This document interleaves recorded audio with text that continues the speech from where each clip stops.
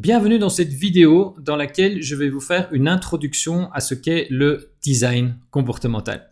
On va essayer de mieux comprendre comment est-ce qu'on peut assembler design, neurosciences et business. Allez, c'est parti, on y va. Imaginons un utilisateur qui, dans sa vie de tous les jours, voudrait assurer son véhicule. Donc, il va dans Google, tape assurance auto, de manière en fait à avoir une série de sites sur lesquels il pourra faire des simulations. Donc il arrive dans la liste de Google et il va prendre quelques sites pour pouvoir faire en fait sa tarification. Ce que vous voyez ici, ce sont les résultats des gens qui vont jusqu'au bout du processus et qui donc arrivent dans l'écran de tarification. En moyenne sur le marché, ce taux de complétion est de 20%. Et MMA est arrivé à avoir 39% en utilisant le design comportemental. Alors la question, c'est de savoir pourquoi. Parce qu'effectivement, il y a 19 points de différence et c'est énorme. Mais ce qui compte surtout pour vous, vous n'êtes pas spécialement MMA, donc l'idée, c'est de savoir pourquoi. Pourquoi est-ce qu'on arrive à avoir 19 points de différence? C'est ce qu'on va découvrir dans cette vidéo. Les entreprises, depuis des décennies, utilisent à peu près tout le temps la même méthode. C'est-à-dire que on va écouter les besoins des clients, les avis, les envies, etc. On va créer un produit et on espère que l'objectif soit atteint. Parfois ça fonctionne, parfois ça fonctionne pas. Et en règle générale, quand ça fonctionne pas, on va faire des versionning de notre produit ou notre service à plusieurs reprises en pensant que la solution se trouve là. Sauf que maintenant, on vit dans un monde d'abondance où en quelques clics, les gens ont accès à des centaines de milliers de possibilités pour remplir le même besoin. Donc, ce n'est plus le produit ou le service qui va faire la différence, c'est autre chose. Si on prend simplement les solutions de streaming, on en a pléthore. Regardez, on a SFR Play, on a Apple, on a Disney, on va se retrouver avec d'autres solutions comme OCS de chez Orange, on a Prime Video. Dernièrement, donc, on a Paramount qui est sorti, Netflix, etc. C'est la même chose, par exemple, si vous cherchez une formation du UX Design. Vous allez simplement dans Google, vous tapez formation UX Design et vous allez vous retrouver avec des millions de possibilités à votre disposition. Donc, on voit bien qu'on n'est plus dans un monde de produits ou de services, mais on rentre dans un monde de choix. Comment est-ce que je fais le choix en tant que client ? Donc, ce qui devient important, c'est plus le besoin, l'avis, l'envie ou même le produit. Ce qui compte, c'est le client achète, le client s'abonne, le client s'inscrit, le client utilise mon produit, mon service, il me recommande, etc. Ce sont en fait les comportements. Tout ce que l'on voit aujourd'hui, un choix d'un Netflix par rapport à un Apple ou prendre les deux, tout cela est lié à des comportements. Et c'est pour ça que le comportement est tellement important parce que c'est lui en fait qui va permettre aux entreprises l'atteinte de leurs objectifs. Les techniques de base en conception centrée utilisateur ont permis globalement d'améliorer les produits et les services. Mais aujourd'hui, dans un monde de conception dans lequel le comportement devient central, elles ne suffisent plus à faire la différence. Elles sont toujours utiles pour débuter, mais ça ne suffit plus pour faire la différence. Et c'est cela en fait que l'on va voir avec le design comportemental. Pour atteindre les objectifs, il est donc prioritaire de bien comprendre comment fonctionne le cerveau d'un être humain. Alors ce qu'il y a de super, c'est que depuis une dizaine d'années, les neurosciences nous renseignent de manière importante sur les fonctions cérébrales, comment fonctionne un comportement, etc. Ce que vous voyez là, par exemple, c'est un IRM réel que l'on a effectué en fait pour un de nos clients, et dans lequel on a eu énormément d'apprentissage sur ce que le cerveau perçoit, comment est-ce qu'il fonctionne, etc. On sait, par exemple, qu'un cerveau est composé de 180 fonctions cérébrales. Et l'ensemble de ces zones forme une espèce de grammaire des comportements. On sait également qu'un comportement est composé de 4 grandes étapes. En règle générale, les organisations, quand elles travaillent sans design comportemental, vont se concentrer en priorité sur l'évaluation et la mémorisation des comportements. C'est-à-dire demander un NPS, mesurer de la satisfaction client, etc. Parfois, elles vont un peu plus dans l'exécution. Donc, dans l'exécution de comportement, c'est vraiment observer un comportement qui se produit. Donc, c'est pour ça qu'on essaye de faire des tests utilisateurs aussi, pour voir en fait comment le comportement se construit. Mais vous voyez qu'il y a 2 autres étapes. Avant d'avoir l'exécution de comportement, le cerveau va donc choisir un comportement par rapport à un autre. Comme on l'a vu tout à l'heure, par exemple avec Apple+, Disney+, etc. En fonction de ce que j'ai envie, je vais choisir une solution ou une autre. Mais comment ce choix de comportement s'établit? Comment est-ce que le cerveau décide de choisir un comportement par rapport à un autre? Et enfin, la toute première étape, celle qui est la plus importante et qui souvent est la plus méconnue des organisations, est la naissance du comportement.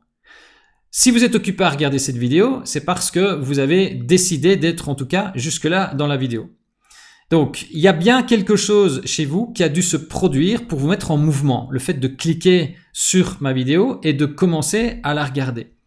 Dans le monde des assurances aussi, qu'est-ce qui motive une personne à aller chercher une assurance? Alors, évidemment que la solution de facilité, c'est de dire c'est pour la sécurité, etc.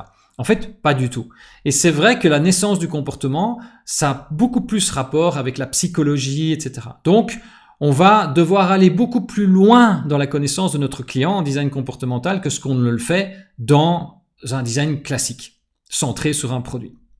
Au fur et à mesure des années, on a en fait rassemblé pour chacune des étapes un nombre de variables comportementales. Donc chacune de ces étapes se découpe en petits morceaux et ce sont des variables qui agissent en fait sur le comportement. On en a une soixantaine au total que nous utilisons chez nous. Ensuite, on prend ces variables comportementales et on va les assembler sous forme de modèles. Donc reprenons nos 3 variables liées à la motivation et donc on peut avoir une motivation faible, moyenne ou élevée. Dans l'autre axe, si on vient mettre les aptitudes, c'est-à-dire les habitudes, les connaissances et les compétences, eh bien, on va se retrouver en fait avec une matrice de 9 comportements possibles. Alors déjà, cette matrice-là, qui est le modèle comportemental de base, il y en a beaucoup d'autres, mais déjà rien qu'avec ce modèle-là, ça peut expliquer énormément de choses. Dans cette matrice, on peut imaginer un comportement avec une motivation élevée, mais par exemple des aptitudes difficiles. J'adorerais voir les paysages qui se trouvent au bout de l'escalade du Mont Blanc parce que ça va être juste magnifique. Mais par contre, j'anticipe bien évidemment que ça va pas être si simple que ça et que ça va même être très difficile d'y arriver. Donc, à ce moment-là, je vais me retrouver dans la case bleue que je vous ai montrée. On peut aussi avoir un autre comportement. Un comportement qui a une motivation faible et qui pourtant est très facile.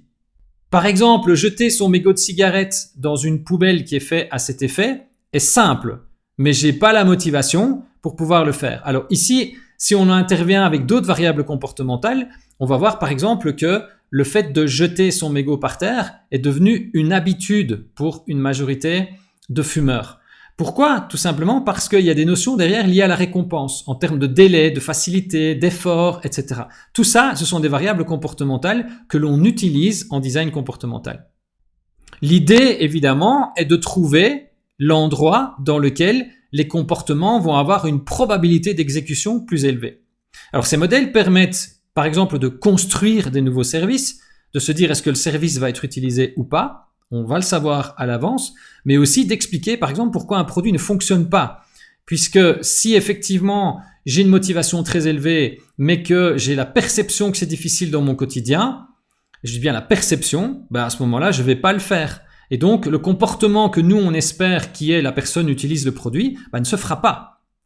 Comme dans l'autre sens, si c'est un service très facile à utiliser, mais qu'en fait ma motivation est très faible, très rapidement, je vais le laisser tomber. Donc, vous voyez qu'il y a 9 cases avec des probabilités, des niveaux de probabilité d'exécution de comportement différentes.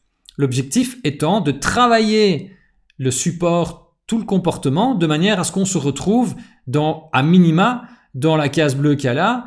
Le mieux, c'est d'être dans les verts là, et le top, c'est vraiment de se retrouver en fait dans la case ici au-dessus, mais c'est le plus compliqué.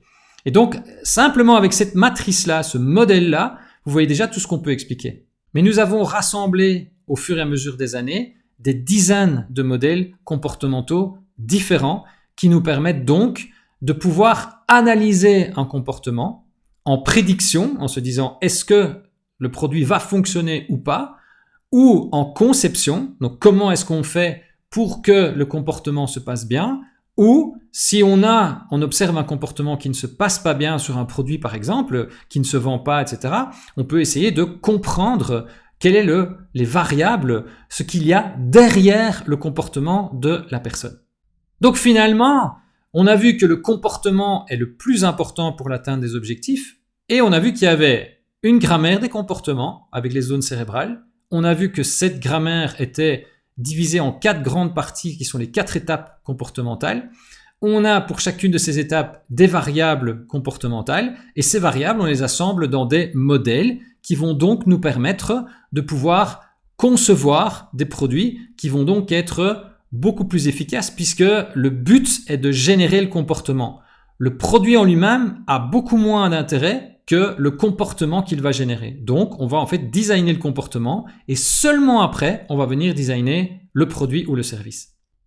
Donc, le design comportemental, en gros, c'est créer des produits et services basés sur une compréhension profonde de l'humain et dans lequel on va inciter la personne à la fois à atteindre son objectif à travers des comportements et en essayant évidemment que ces comportements soient convergents avec les objectifs que l'entreprise veut atteindre.